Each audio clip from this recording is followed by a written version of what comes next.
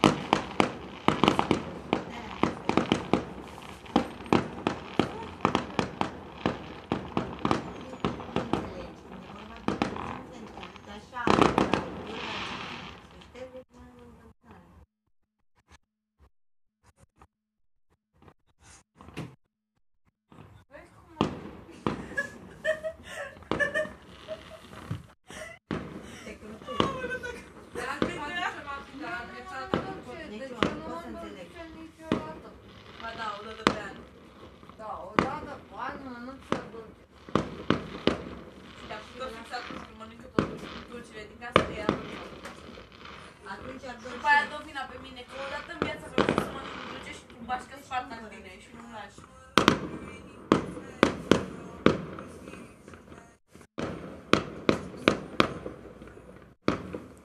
Everything.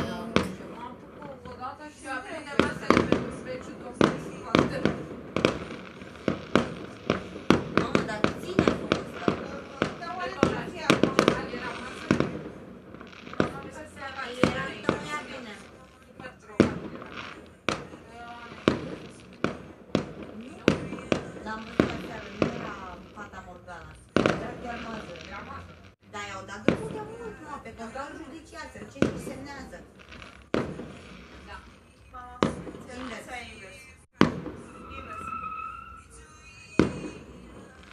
Dă-i poate ca să tai.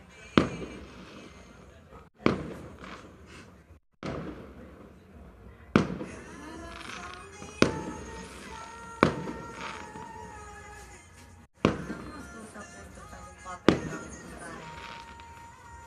Mult? Să uiți? Nu te uiți. Nu te uiți, Mara? La ce? La paprika? Nu, că de obicei când mă gândesc să face foame, așa că mie nu mă uit.